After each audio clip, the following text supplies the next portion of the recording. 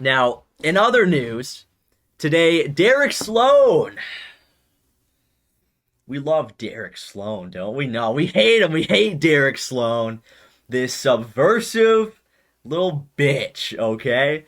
That's what Derek Sloan is. And, back in the day, we liked him. Back in the day when he was within the Conservative Party, seemingly working towards, trying to fix the Conservative Party, we liked him. We appreciated Derek Sloan's, although minimal effort at trying to change the Conservative Party. And of course, this past election, when he refused to join the PPC after being asked about 6 or 7 times, by the way, after he refused to join the PPC, he went to go start his own federal political party called the True North Party. And of course, us here at Canada First being in the know, having people everywhere, might I add, quite literally everywhere, we got some top secret information from a very credible source about some various things going on behind the scenes within Derek Sloan's camp. And we wrote that article. And we kind of, exposed Derek Sloan and his subversive plan and all that good stuff. Well, he's done it again. Derek Sloan has been named the leader of the Ontario Party. The Ontario Party, by the way. We have the Ontario First Party, led by Randy Hillier. Very, very odd that the Ontario Party makes a comeback. For anybody that doesn't know, the Ontario Party has been around, I think, since 2013. I don't even think that they've ever surpassed like 0.05% of the vote, but they've been around. And the Ontario Party names Derek Sloan their leader. So now there's two subversive parties that we have to battle with these boomer brains about. And, that's probably like the worst thing about it. I see this on Twitter constantly. And actually, just before the show, I checked Gab, and there was a boomer on Gab adding me, saying like, "Oh, see, fucking Randy, he started a party. Oh, Derek Sloan starting a party." It's like, people don't get it. These boomer brains do not get it. Randy Hillier is the only credible actor provincially in Ontario. Randy Hillier and the OFP are officially endorsed by Maxime Bernier and the PPC. It's quite literally the provincial branch of the PPC. And I don't understand where these people get lost in translation with that, but you get all these schizos that are saying that Jim Karahalios, Jim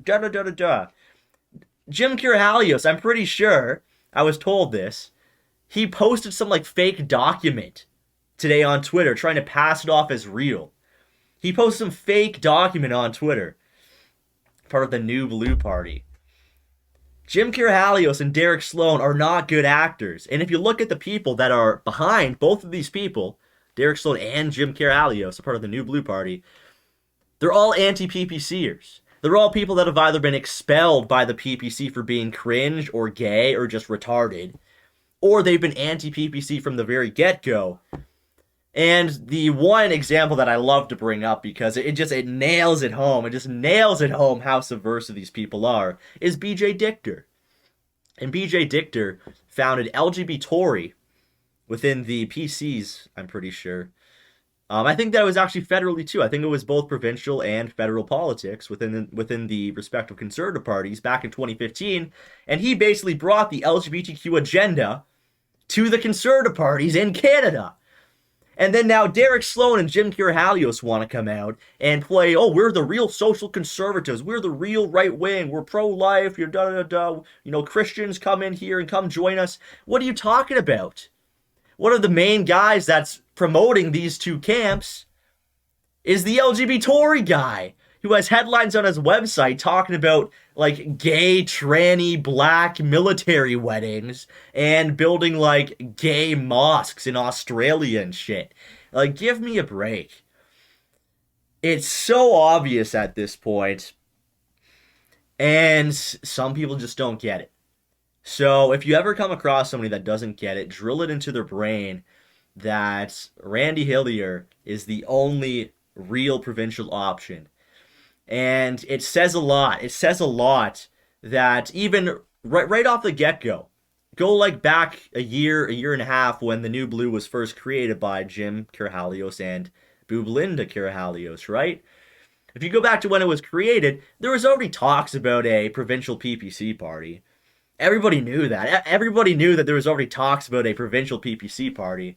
And instead of going through with that, they tried to jump the gun and do their own thing.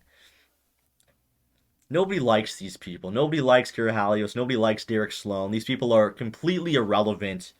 And I saw this today and people are talking about it. I'm like, it literally doesn't even matter. These people are so irrelevant. And soon, it's going to be very clear. It'll be very clear very soon. But I thought I should comment on that because I know that you guys would want to hear my take on it, hear my thoughts on it. And honestly, it's extremely sad because with the current state of Canada, we could have used somebody like Derek Sloan. But these people's egos are just so massive that they can't work with anybody. Nobody can work with each other except for Maxime Bernier and Randy Hillier.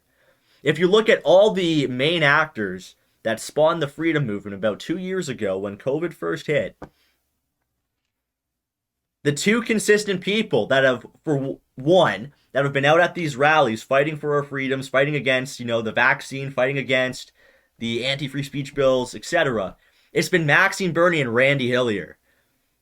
Jim Kirhalios has been at a handful of these things, and he's always standing off to the side. Doesn't interact with anybody. Nobody cares about him, right?